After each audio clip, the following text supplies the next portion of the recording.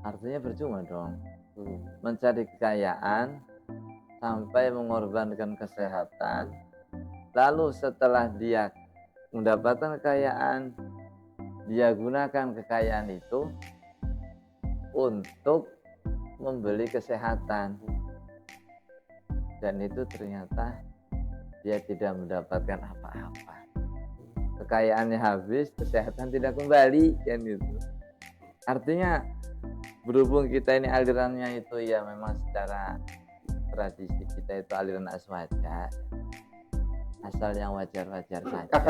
Saya bilangnya sama seperti saya bekerja untuk mencari rezeki, tapi jangan sampai meyakini pekerjaan itu yang menghasilkan rezeki. Makanya ada istilah mapanlah kamu, maka wajahmu yang tidak tampan menjadi termaafkan. Nah, ada lagi kayak begini nih Ustadz nih. Saya bawa bahan. Bukan. Ini dari Kompas, nanti bisa dilihat ya. Kompas 3 Januari 2010. Saya guru sejarah jadi suka pembelajaran kontekstualnya, bisa film, bisa lagu. Kan gitu. Nah, yang beda itu kalau orang biasa, bukan keturunan orang besar, bapaknya, ibunya, keluarganya orang biasa. Loh kok kemudian dia bisa menjadi aliran besar? Itu berarti namanya bukan turunan orang besar, tapi tanjakan orang besar. Berarti dia merubah sejarah sendiri.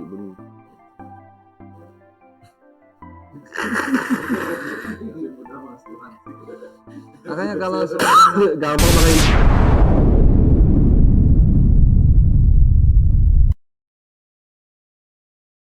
Ya alhamdulillah kita ketemu lagi sama Ustadz, ngaji lagi sama Ustadz. Ustadz malam ini sudah mulai pakai jaket untuk Banda Latif dan Cipucang, apakah aman? Masih aman, Pak.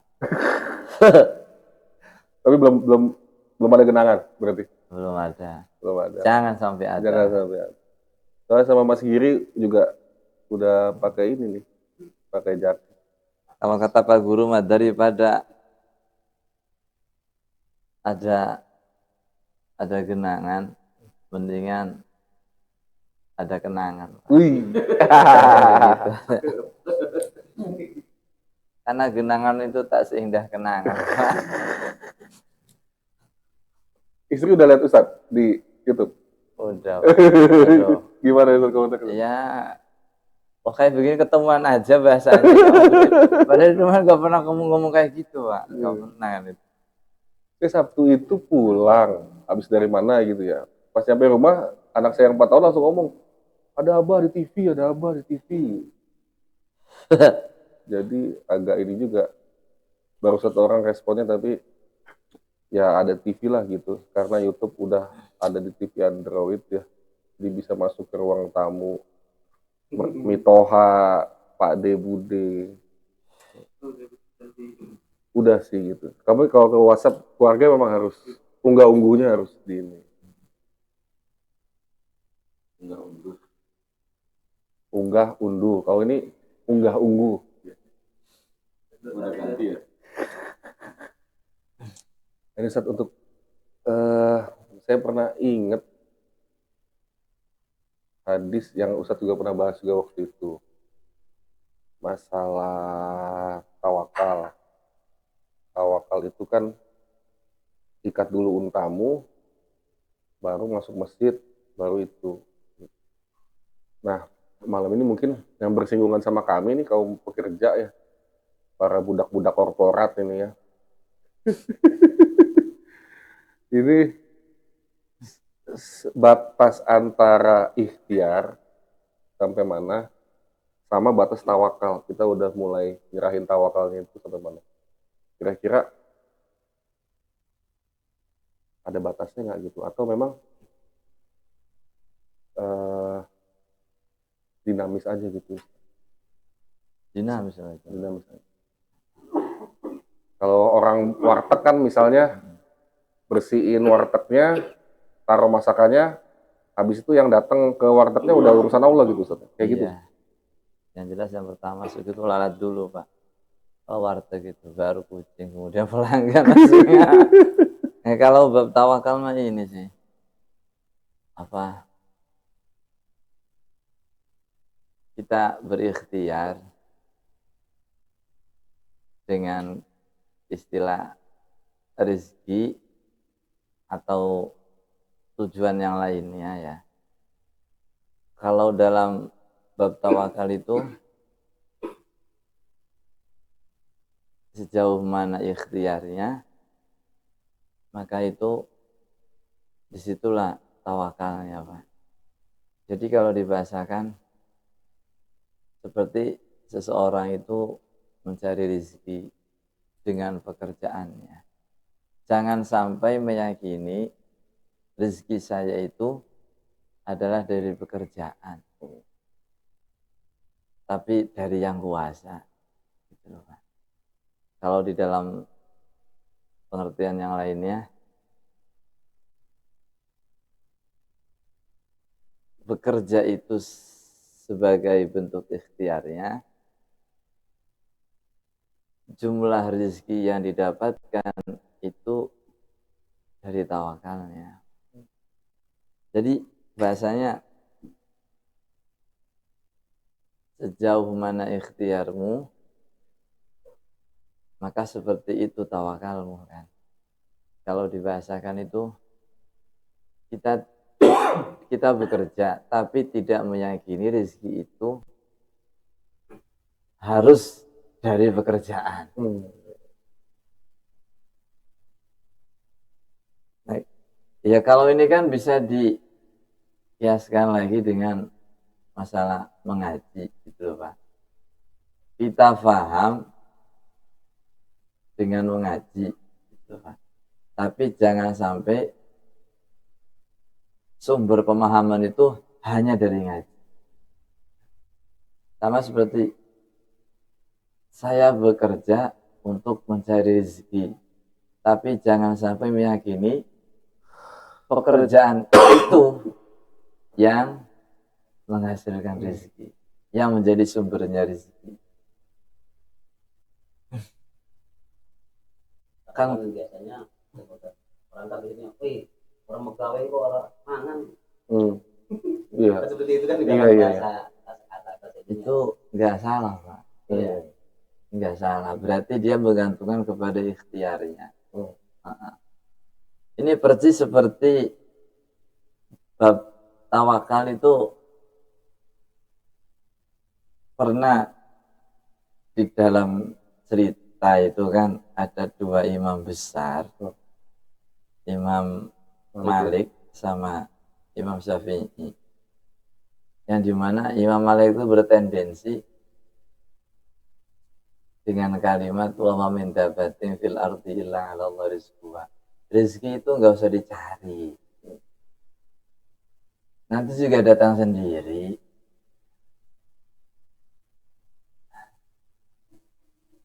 Nah, terus Imam Syafi'i nggak pakai itu. Rezeki itu dicari, harus dicari, tidak datang sendiri. Dengan tendensi wabtaghu min fadlillah, dan carilah anugerahnya Allah. Berarti kan dicari kan. Akhirnya dua orang itu ya udah kita buktikan bersama-sama kayak gitu. Nah ternyata ketika pulang itu Imam Syafi'i mampir ke pasar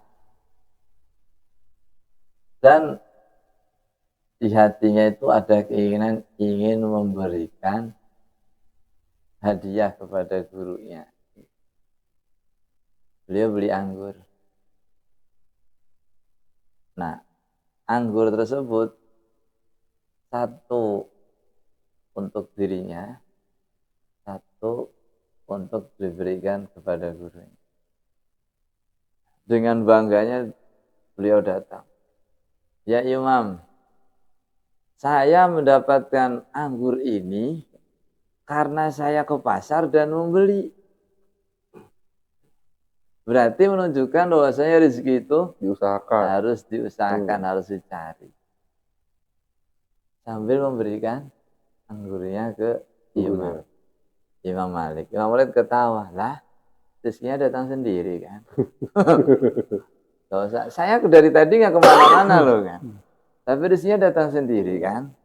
Kalau kamu mendapatkan rezeki dengan cara mencari, kalau saya mendapatkan rezeki dengan datang sendiri. Artinya sama di situ, Pak. Kalau Imam Malik itu lebih mengedepankan untuk bab rezeki itu berupa tawakalnya. Kalau dari Imam Syafi'i itu lebih kepada usahanya.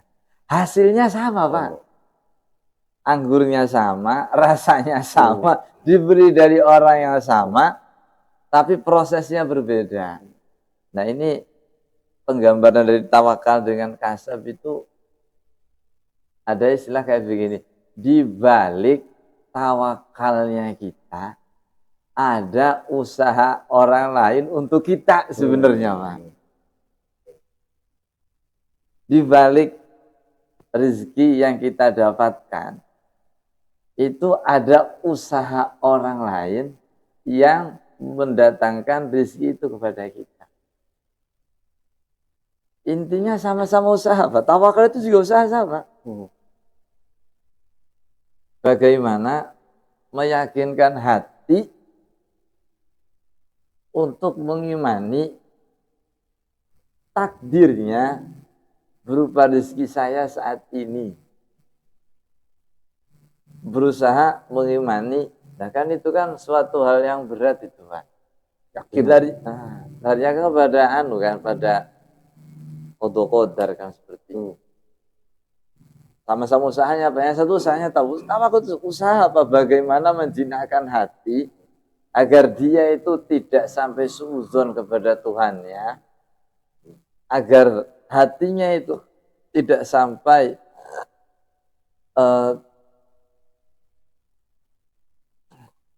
berprasangka buruk terhadap yang lainnya, agar hatinya itu bisa menerima apa adanya. Dan itu juga berat, Pak. Nah, kalau orang tua dulu mah ya tergantung miliki lah. Makanya ada istilah dari orang tua dulu kayak begini. Ini memang kembali ke berat tawakal ya, Pak ya. Agak ini tetap sama saja tentang kepemilikan. Kalau orang umur 30 tahun ke bawah, 20 tahun ke atas, 30 tahun ke bawah, ada yang mengatakan 40 tahun ke bawah, 20 tahun ke atas, itu jodohnya tergantung milih. Kalau 40 tahun ke atas, itu jodohnya tergantung miliki. Iya, gak bisa milih. Lawang adanya kayak begini, terima aja daripada gak dapat sama sekali. Lain ditinjau daripada kemampuan fisik, ya kan artinya. Terus keadaan dirinya kan. Daya tariknya apa sih umur 40 tahun ke atas? Kan yang jadi daya tarik itu kan 40 tahun ke atas itu yang menjadi daya tarik itu kemapanan, Pak. Gitu kan. Kalau 40 tahun ke bawah itu kan jadi daya tarik itu ketampanan, Pak. Makanya ada istilah mapanlah kamu, maka wajahmu yang tidak tampan menjadi termaafkan. Kan? Istilahnya begitu kan. Ya, kayak emang bener juga nih ngomong orang-orang dulu itu kan. Nah itu kan balik lagi ke untuk bab tawakal itu kan memang ilmu antik kayak gitu malah ya. Artinya usaha yang kita lakukan itu bukanlah suatu kepastian. Lah yang usaha saja belum pasti, apalagi yang nggak usaha, kan kalimatnya seperti itu. Lalu apakah Imam Malik nggak usaha? Pakai usaha, Pak. Ya. Usaha beliau itu dengan berkhidmat kepada umat kan itu. Artinya ya beliau ngomong, nuntun masyarakat kan begitu. Sampai kalau dari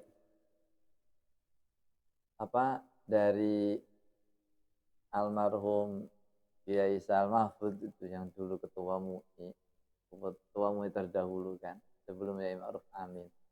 Dia sampai bilang kayak begini.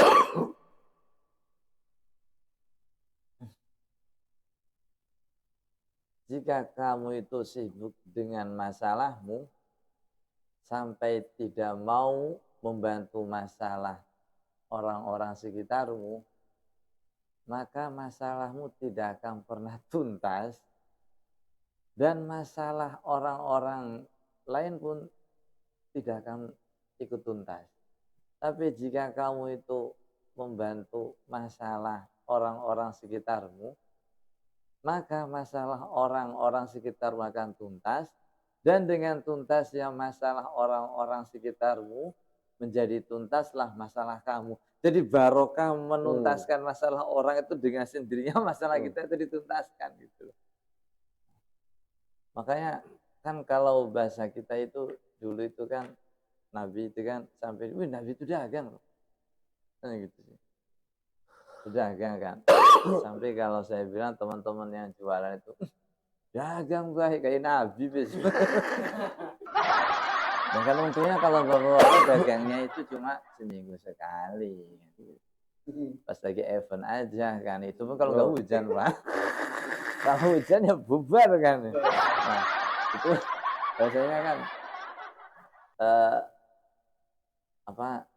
dengan kita itu bergerak gitu loh kan. Ini kan kembali kepada ucapannya Sayyidina Umar. Harik yadaka turzak. Gerakkan tanganmu, nanti kamu akan diberikan rezeki. Artinya tetap dia harus bergerak gitu kan. Dalam hal yang positif. Tidak hanya dalam hal yang positif, karena rezeki itu ya ada yang haram, ada yang halal kan. Tapi tidak menafikan bahwasanya yang halal atau yang haram itu tidak menafikan, tetap itu adalah rezeki. Cuma hukumnya saja.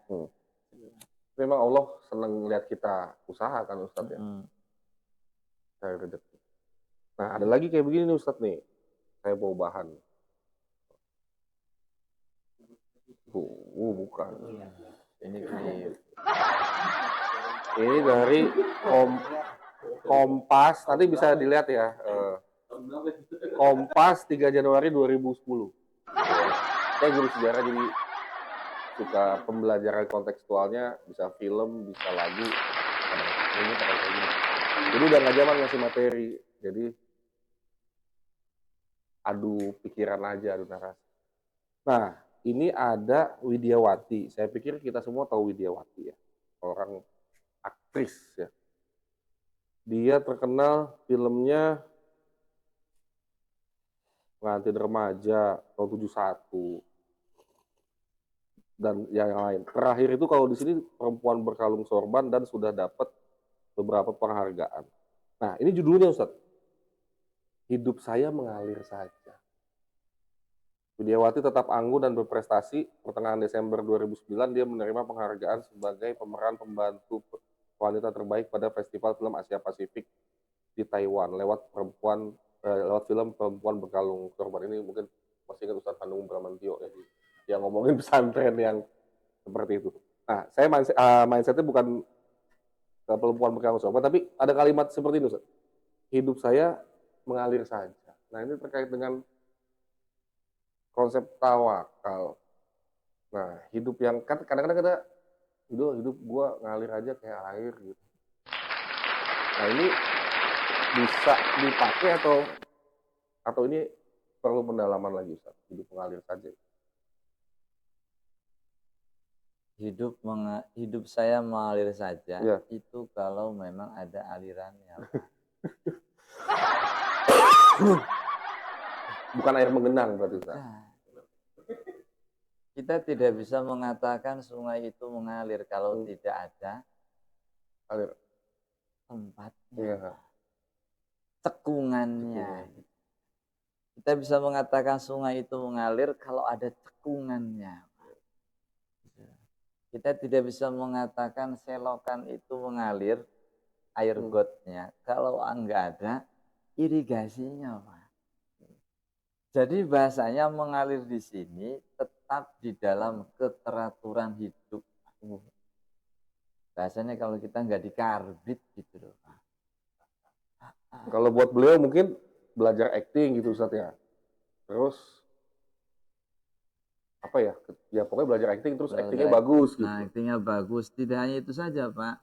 Relasinya banyak. Mungkin pandai bersilaturahmi. Itu. Mungkin juga orangnya humble ya kan gitu loh.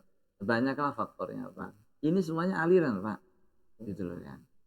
Kalau dikatakan hidup itu mengalir saja, benar Pak. Semuanya itu mengalir. Tapi bagaimana mengarahkan aliran ini, Pak? Iya.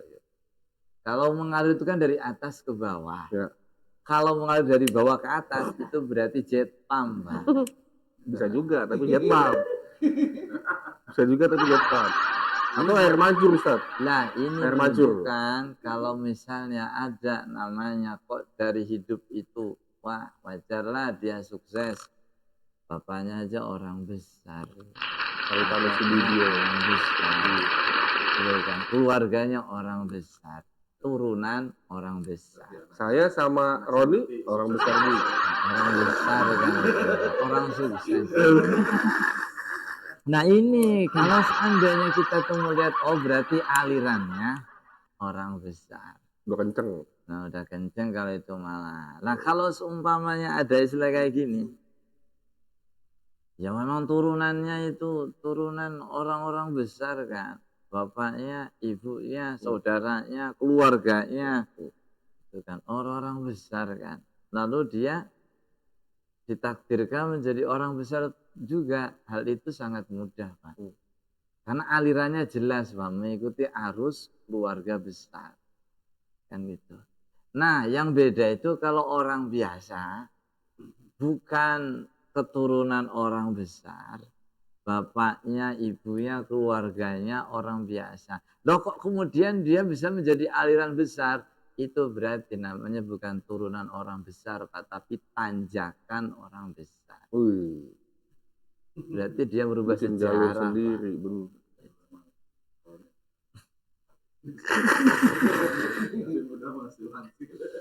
Makanya kalau gampang makan Indomie aja kan ya. Nah, kalau seumpamanya pasti kalau dirunut dari atas-atasnya, Pak, tidak mungkin semua itu tanpa sebab, tanpa modal.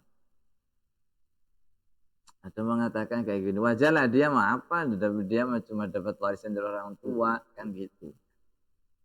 Beda dengan saya, itu kan. Hasil usaha, itu kan.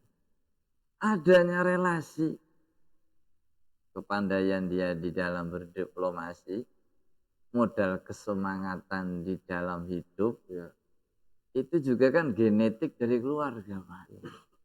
Jadi nggak ada orang itu bahasanya besar dengan tanpa andil yang lainnya.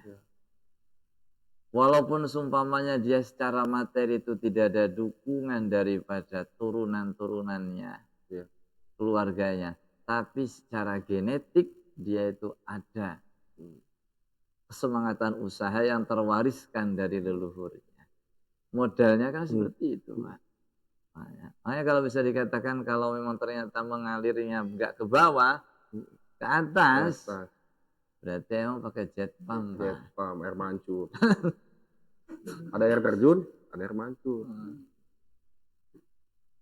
Nah, sampai dikatakan, kebetulan saya pribadi ya kan, saya ustadz, bahasanya kan begitu. Ya keluarganya keluarga kiai, atasnya kiai, kiai semua.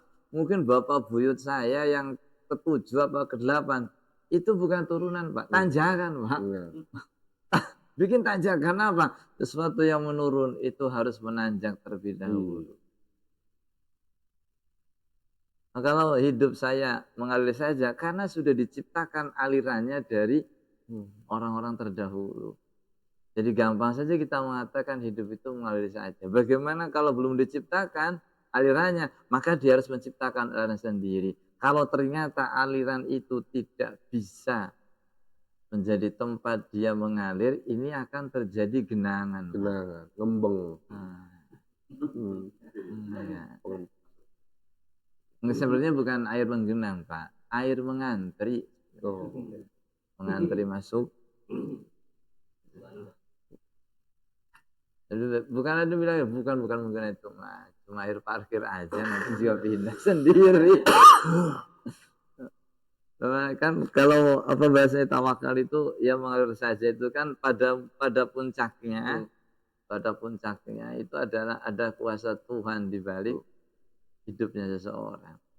Diakui atau tidak diakui, dia mengimani atau tidak, tetap hal tersebut itu sebuah keniscayaan kan. Saya kalau ngobrol, kebetulan ingat omongan ujangan dari Ustadz juga bahwa ngelamunnya, kebetulan waktu itu Ustadz bilang nikah itu sunnah Rasul, maka yang tidak menikah maka bukan umatku. Ternyata kan Ustadz waktu itu dipanjangin itu Ustadz, nikah itu kan. Jadi nikah itu bukan cuma ijab kabul, jangan mesem-mesem aja, masih ngomong belum mengalir dia. Ternyata itu kan nikah itu apa kata Ustadz? Nikah itu kan bukan hanya pas ijab kabul dengan saksi aja, tapi nikah adalah sepanjang waktu kita dalam hubungan pernikahan. Itu kan dahsyat juga. Saya omongin ke istri saya, wah cocok kan. Artinya memang proses yang dirawat seumur hidup dan ibadah paling panjang. Nah berarti kan melamunnya saya, Roni, Pak Hendra, Pak Jirin, Pak Faisal ini kan insya Allah ada nilai ibadahnya. Jadi pusingnya kami ada ibadah. Nah terkait dengan ikhtiar, kalau saya sama Pak Roni nih, Roni Al Jasmini ini. Nah dengan anak sudah usia mondok, Pak Roni ini selain dana yang biasa dari pekerjaan utama, lamunan-lamunannya ini sudah berpikir bahwa karena anaknya asrama berarti harus cari uang lagi. Gitu. Dan beliau seorang ayah yang bertanggung jawab lagi. Akhirnya lamunan-lamunan itu membawa kepada bisnis-bisnis yang lain. Nah itu berarti memang menggedor alirannya, ikhtiarnya ya lanjut terus sampai malam kita jualan, ya memang wayahnya kayak gitu Ustaz. Jadi maksudnya kalau kayak saya misalnya cukup sampai jam 4, terus nggak ada bisnis lagi. Kalau Pak Roni itu pulang kerja langsung di manusia silver gitu. Kayaknya agak terlalu jauh Pak, ekstrim ya, iya. Tambah-tambahannya.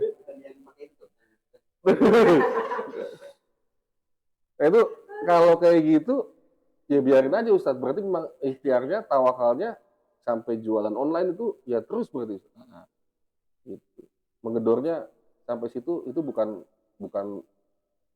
orang yang kerjanya terlalu ngoyo. Ya. Karena patokannya itu Mas Giri, bapak-bapak komplek ini kan ya udah masuk lagi usia anak-anaknya sih seperti itu. Itu mohon bisa jadi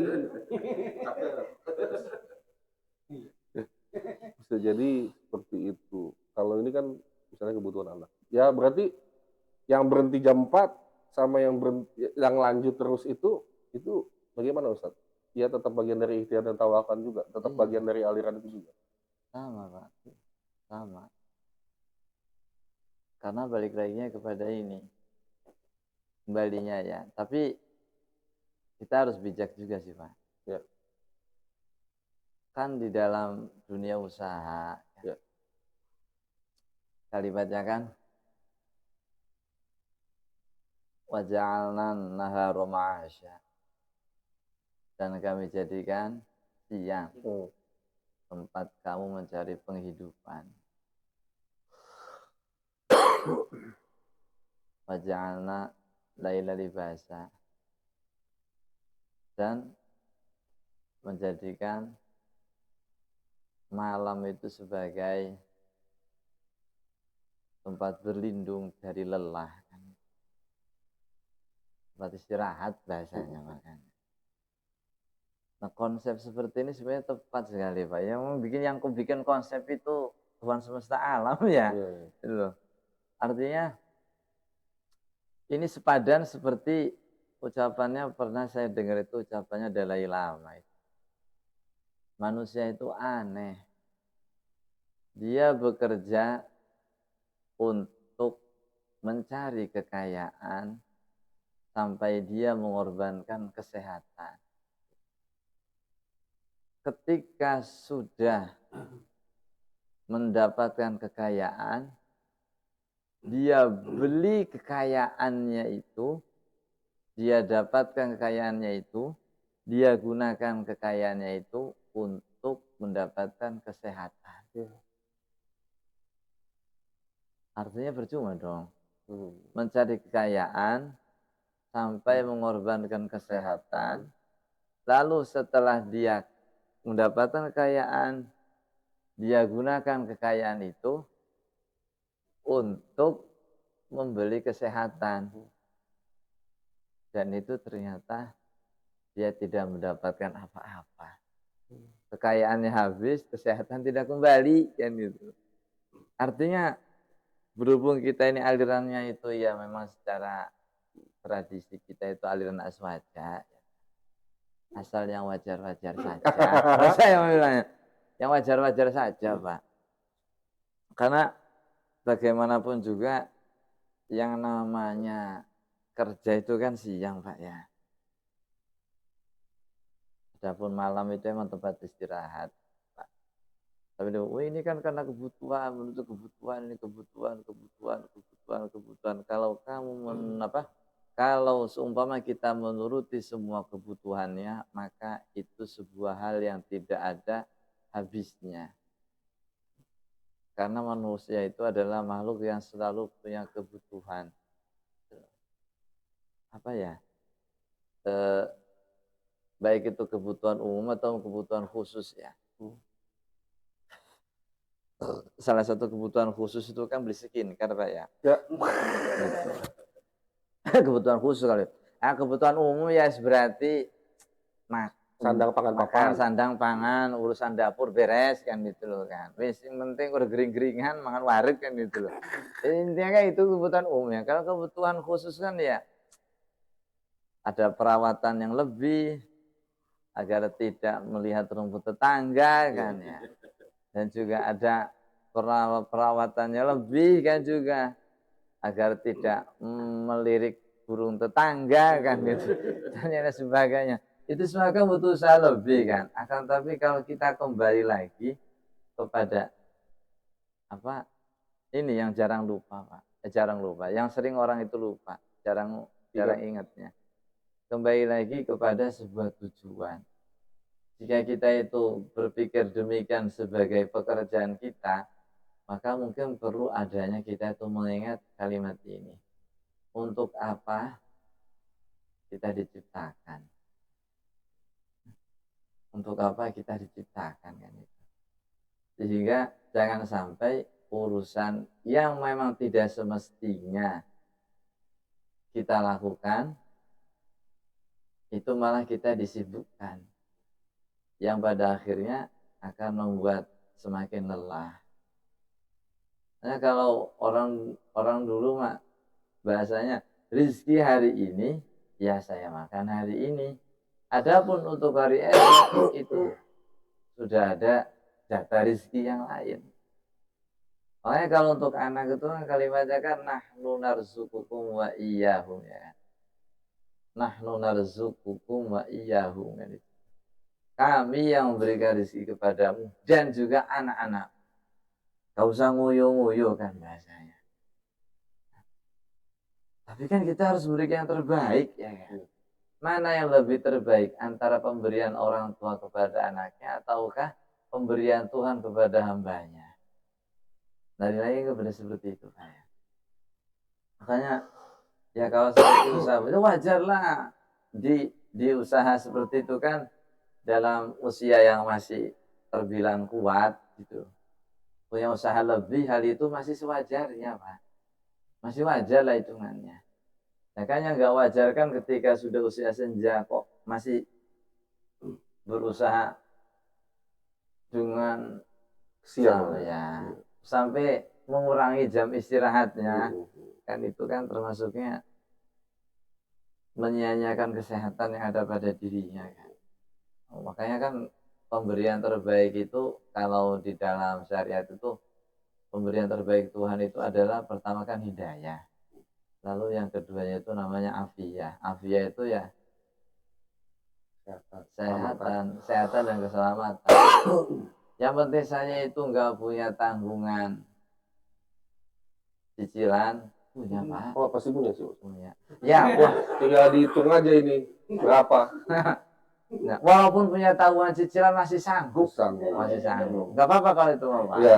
Ya. Ini mah tanggungan yang sekiranya kita tidak sanggup untuk menanggungnya.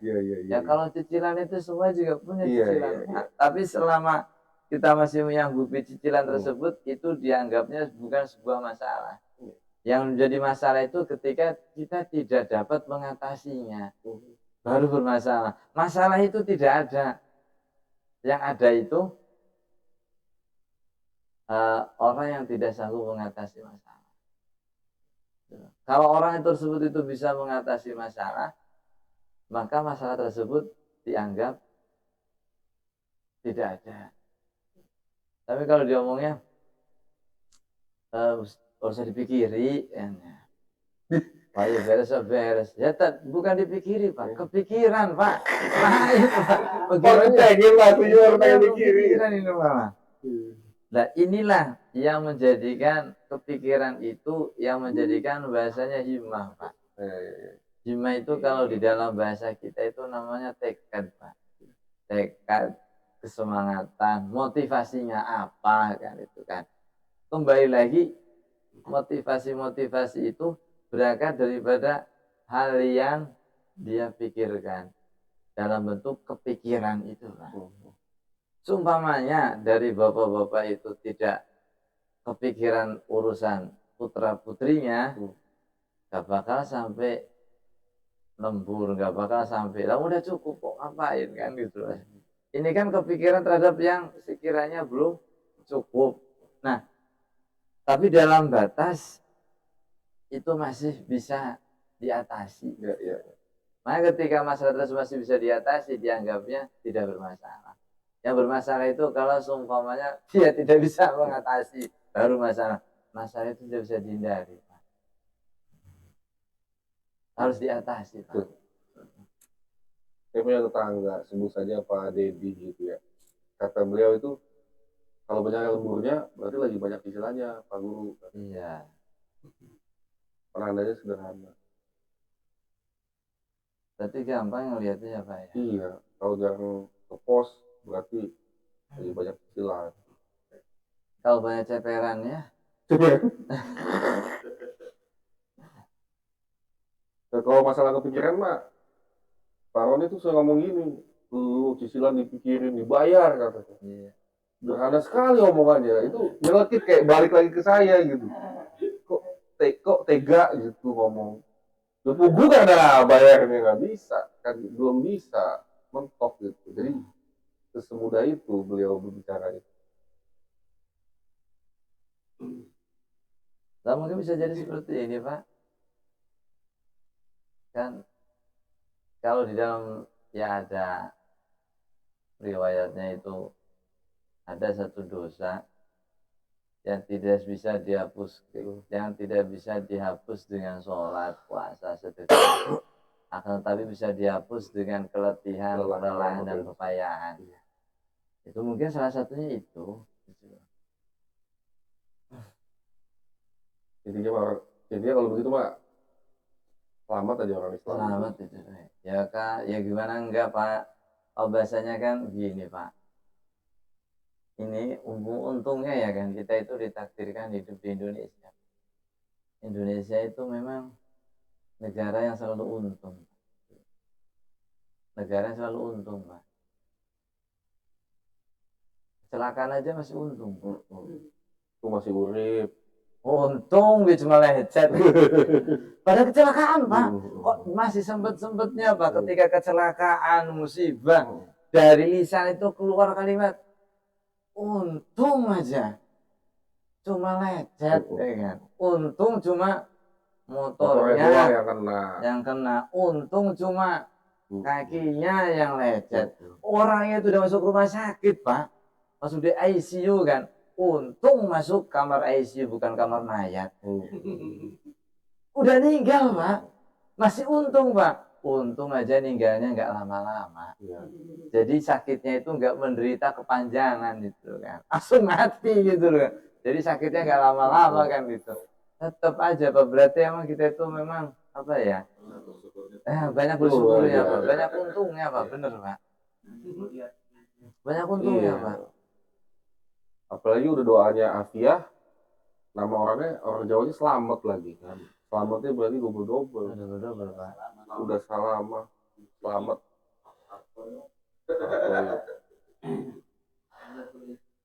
Untung Surapati, wah lu beruntung lagi. Masih Pak untung lah Pak.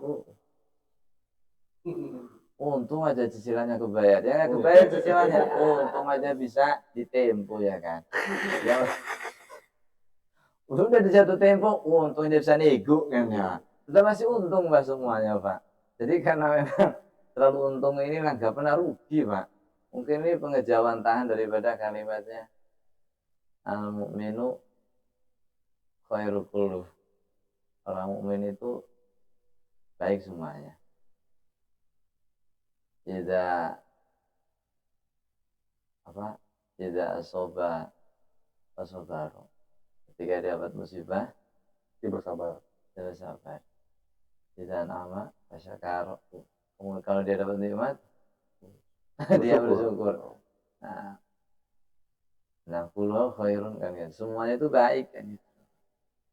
Makanya kalimatnya untung semua Pak. Ada orang meninggal, untung aja meninggal. Yang untung itu enggak cuma yang sahibul musibahnya Pak, tetangga-tetangganya juga Pak. Karena ada berkat. Ada berkat. Makanya kalimat kayak begini sempat beda juga ya, beda persepsi sih. Kadang mengatakan selamat itu juga ada tempatnya Pak ya. Walaupun memang mendoakan selamat itu baik ya Pak. Ketika ada kita itu kondangan, lalu kemudian ternyata saudara dari pengantin, dikasih bilang, kalau pengantinnya kan selamat ya, selamat ya, selamat.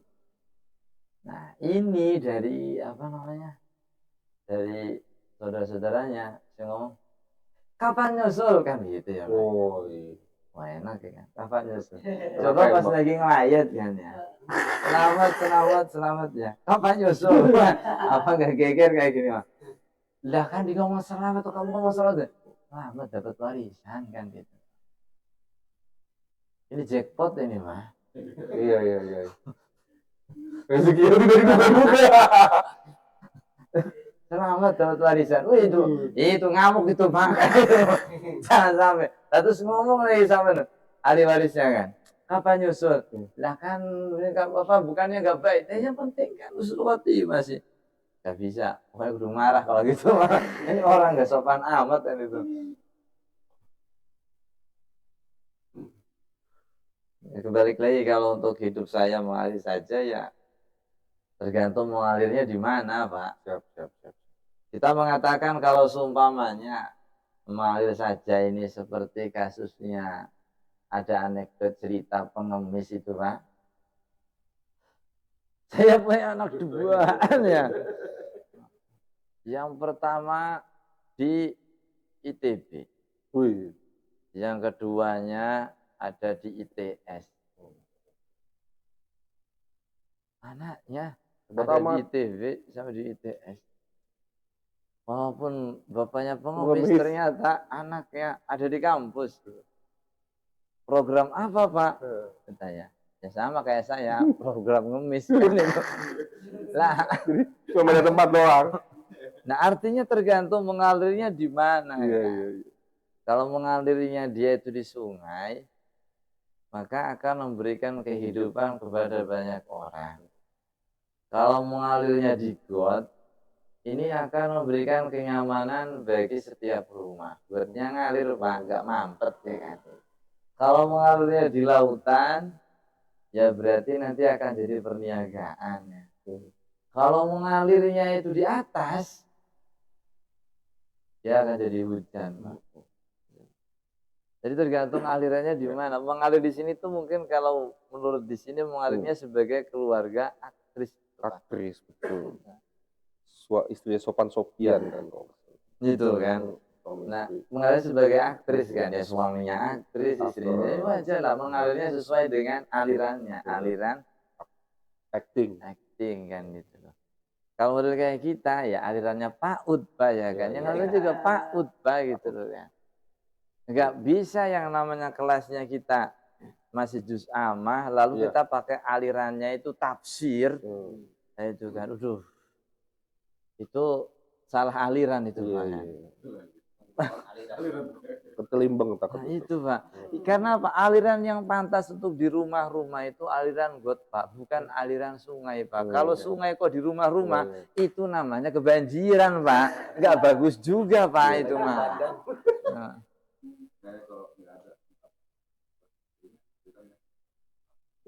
Salah jalan. Nah, kalau ternyata alirannya itu tidak memiliki wadah, itu namanya kebanjiran Pak. Itu namanya aliran sesat kalau itu Pak. Karena bukan pada tempatnya dia mengalir Pak. Kan begitu sih. Jadi kalau kita melihat mengalir saja itu, ya benar, kita latar belakangnya apa, lingkungannya apa kan gitu. Kalau memang lingkungannya adalah lingkungan pekerja, mengalir saja sebagaimana pekerja pada umumnya. Kalau memang lingkungan itu lingkungan santri atau kiai kan, ya mengalir saja sebagai seorang kiai ataupun ustadz ya. Kalau lingkungannya itu lingkungan para selebritis, ya mengalir saja sebagai selebritis kan gitu. Jadi semua itu tergantung alirannya di mana kan. Alirnya lagi kepada lingkungannya kan itu. Ya Ustaz. Kalau di sini Ustaz.